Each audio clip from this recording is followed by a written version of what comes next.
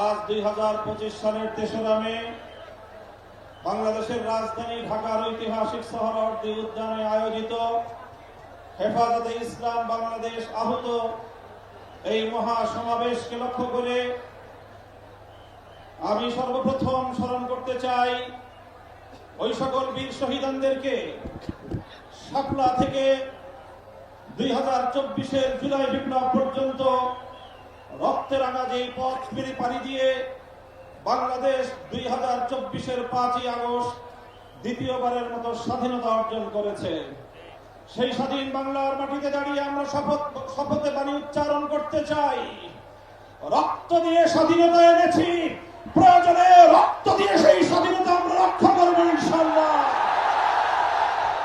স্বাধীন বাংলার মাটিতে দাঁড়িয়ে আমরা বলতে চাই, নারী সংস্কারের নামে আল্লাহর কোরআনকে, ইসলামকে যে কটাক্ষ করা হয়েছে, ধর্মীয় উত্তরাধিকার বিধান, পারিবারিক বিধানকে নারী পুরুষের মধ্যে বৈষম্যের প্রধান কারণ বলে আখ্যায়িত করে বিতর্কিত নারী বিষয়ক কমিশন এদেশের সংখ্যাগরিষ্ঠ মানুষের ধর্মীয় অনুভূতিতে আঘাত প্রদান করেছে।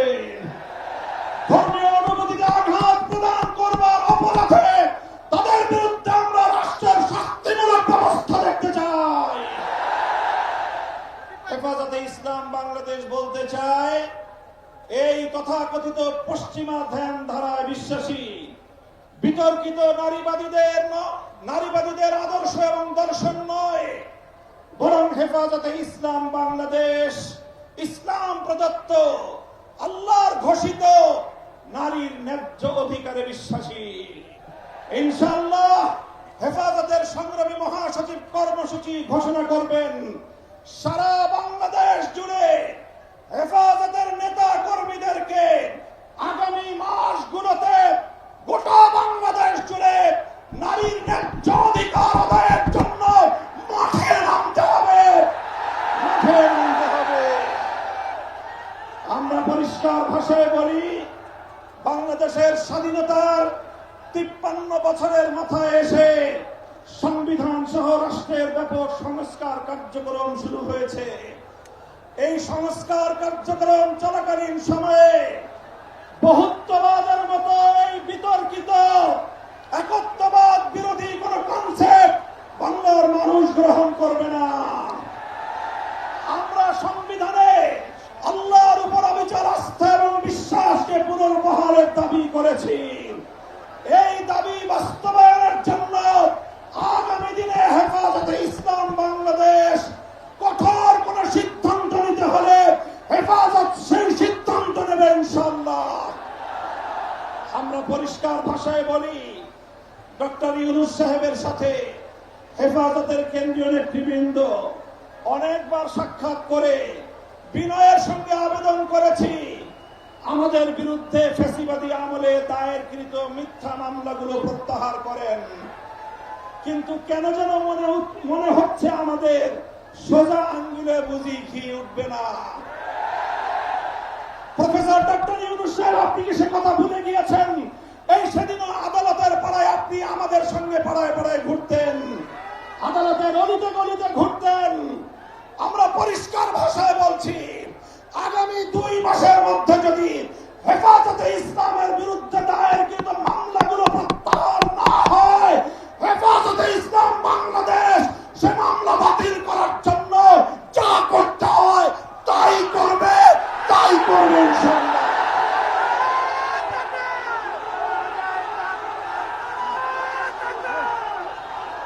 আমরা পরিষ্কার ভাষায় বলছি, জঙ্গি নাটকের মামলা সাজিয়ে আল্লাহ নবীর প্রকৃত উম্মত, নবী প্রেমিক উম্মত যাদেরকে কারাগারের 4 দেয়ালে বন্দী করে রাখা হয়েছে, যারা নবীর দুশমনদের বিপক্ষে পদক্ষেপ নিয়েছে, তারা গোটা উম্মতের কাছে হিরো, তারা গোটা উম্মতের হৃদয়ের মণি, চোখের মণি, হৃদয়ের প্রশান্তি। সেই সকল কারাবন্দী মজলুম নবী প্রেমিকদেরকে অবিলম্বে মুক্তি প্রদান করতে হবে। আমরা বলছি, আমরা ফিলিস্তিন ইস্যুতে গাজাবাসীর পক্ষে, জায়নবাদী ইসরায়েলের আগ্রাসন এবং গণহত্যার বিরুদ্ধে গোটা বিশ্ববাসীর সঙ্গে আমরা সহমত। বাংলাদেশের মাননীয় সরকার প্রধান উপদেষ্টাকে আমরা বলি, আপনি আন্তর্জাতিক ব্যক্তিত্ব, বিশ্ব অঙ্গনে আপনি গাজাবাসীর পক্ষে ভূমিকা পালন করুন। সারা দুনিয়ার মানুষ গাজাবাসীর পক্ষে দাঁড়িয়েছে। সুদূর এই সবুজ বাংলার চত্বর থেকে আমরা সংহতি জানিয়েছি, কিন্তু আমাদের আরো বড় দায়িত্ব এবং কর্তব্য দাঁড়িয়েছে আজ আমাদের প্রতিবেশী রাষ্ট্র ভারতের মুসলমানদের পক্ষে আওয়াজ উচ্চারণ করা, তাদের পাশে দাঁড়ানো। মুসলমানদের নিপীড়িত জনপদ, রক্তস্নাত ভূস্বর্গ কাশ্মীরকে আজ গুজরাটের কসাই একটি নরকে পরিণত করেছে। বিতর্কিত ওয়াকফ আইন সংশোধনী বিল 2025 পাশ করে শত শত বছর ধরে মুসলমানদের ব্যক্তিগত এবং তাদের যে প্রপার্টি গুলো আল্লাহর নামে ওয়াকফ করা হয়েছে, মসজিদ, মাদ্রাসা, কবরস্থান সহ ধর্মীয় কাজের জন্য, সেই ওয়াকফ সম্পত্তিতে সেই ভারতের হিন্দুত্ববাদী সরকার নখ বসাতে চায়, আঙুল বসাতে চায়। সে আঙুল আমরা ভেঙে গুড়িয়ে দেবো ইনশাআল্লাহ। আজ হেফাজতের এই গণসমুদ্র থেকে আমি ভারতের নিপীড়িত, নির্যাতিত মজলুম মুসলমানদেরকে আহ্বান জানিয়ে তাদেরকে আমরা আশ্বস্ত করতে চাই, ভারত জুড়ে তোমরা নরেন্দ্র মোদীর বিরুদ্ধে আন্দোলন গড়ে তোলো। তোমরা সকল নিপীড়ন বন্ধ করার জন্য মাঠে নেমে আসো। সীমান্তের এপার থেকে বাংলার 18 কোটি মানুষ তোমাদের সঙ্গে সংহতি জানাবে ইনশাআল্লাহ। সংগ্রামী সাথী ও বন্ধুগণ, প্রফেসর ডক্টর ইউনূস সাহেব এবং অন্তর্বর্তীকালীন সরকারকে আমরা একটা বার্তা দিয়ে দিতে চাই। মনে রাখবেন, 71 সালে এদেশের মুক্তিযোদ্ধারা বলেছিল, আমরা পিন্ডির গোলামীর জিঞ্জির ছিন্ন করেছি, দিল্লির গোলামি করবার জন্য নয়। আজ 2024-এর জুলাইয়ের স্বাধীনতা সংগ্রামের পর আমি বলতে চাই, আমরা দিল্লির দাসত্বের শৃঙ্খল থেকে মুক্ত হয়েছি, নিউ ইয়র্কের গোলামি করবার জন্য নয়। যদি বাংলাদেশকে ওয়াশিংটনের দাস পরিণত করবার কোন পায়তারা করা হয়, আর যদি হিউম্যানিটারিয়ান করিডোরের নামে আমার বাংলাদেশের বুকের উপর দিয়ে যদি বাংলাদেশের সার্বভৌমত্ব, স্বাধীনতা হরণ করবার জন্য আমার স্বাধীন জনপদের 1 ইঞ্চি মাটি কেড়ে নেওয়ার জন্য যদি এই অপতৎপরতা চালানো হয়, চলমান এই অপতৎপরতা যদি বন্ধ না করা হয়, তবে আমি সারা দেশের দেশপ্রেমিক জনতাকে উদাত্ত আহ্বান জানাবো, যুদ্ধের প্রস্তুতি নাও, দেশের জন্য যুদ্ধের প্রস্তুতি নাও।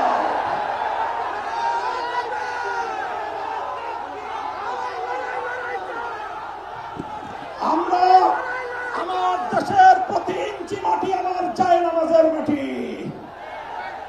আবার বলছি, আমার স্বাধীন বাংলার প্রতি ইঞ্চি মাটি আমার পবিত্র জায়নামাজের মাটি। দিল্লি বা ওয়াশিংটন, পিকিং বা মস্কো, যারা এ মাটির দিকে চোখ তুলে তাকাবে, আমরা তাদের বিরুদ্ধে বারুদ হয়ে মাঠে নামবো ইনশাআল্লাহ। সংগ্রামী সাথী ও বন্ধুগণ, ফ্যাসিবাদী আওয়ামী লীগকে সন্ত্রাসী সংগঠন হিসেবে ঘোষণা করবার যে দাবি জানানো হয়েছে, মনে করবেন না এটা আমাদের দুর্বল কোন দাবি। আমরা 2013 সালে ফ্যাসিবাদী আওয়ামী লীগের বুলেটের আঘাতে রক্তাক্ত হয়েছি। 2021 সালে আমাদেরকে হত্যা করেছে, বছরের পর বছর বিনা বিচারে আমাদেরকে কারারুদ্ধ করে রেখেছে।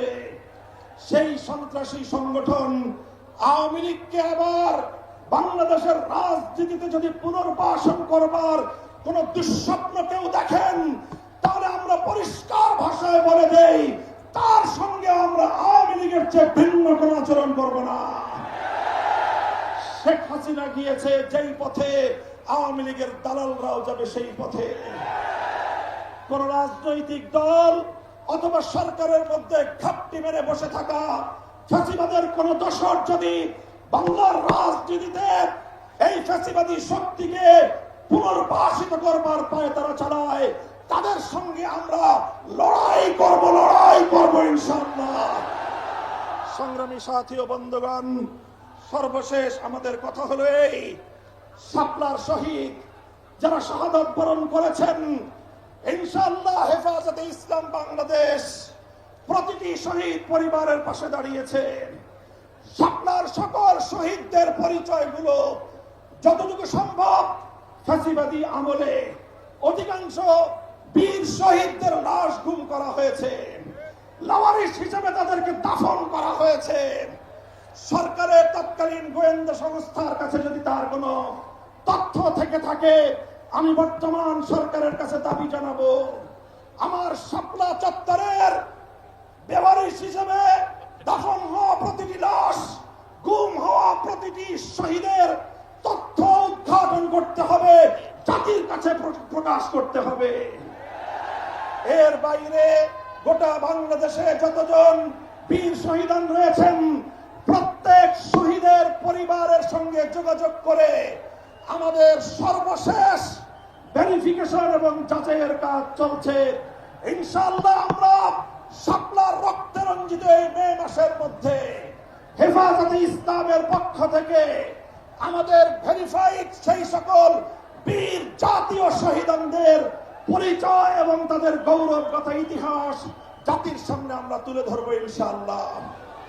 সেই সকল রক্তরাঙা শাপলার বীর শহীদানদের স্মৃতি বিজড়িত ইমানের দুর্দমনীয় কাফেলা, শাপলা চত্বরের শহীদি কাফেলা হেফাজতে ইসলাম বাংলাদেশকে আমি আজ বাংলাদেশের স্বাধীনতার অতন্দ্র প্রহরী হিসেবে ঘোষণা করতে চাই। আমরা বলতে চাই, বাংলাদেশের ইসলাম এবং স্বাধীনতা এক সূত্রে গাথা। বাংলাদেশের ইসলাম এবং স্বাধীনতা এক সূত্রে গাথা। যারা বাংলাদেশে ইসলামের উপর আঘাত করে তারাই স্বাধীনতার দুশ্মন, তারাই স্বাধীনতার শত্রু।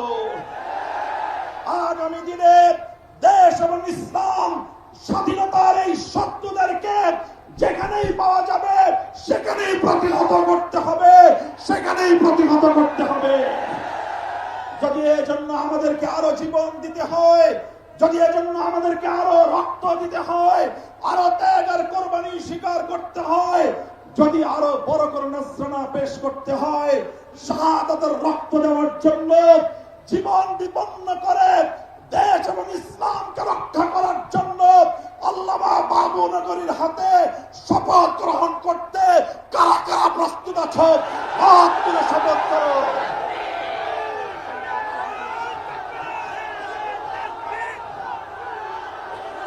ইনশাআল্লাহ, ইনশাআল্লাহ আমার জায়নামাজের মাটি, বাংলাদেশের প্রতি ইঞ্চি মাটি সংরক্ষিত থাকবে।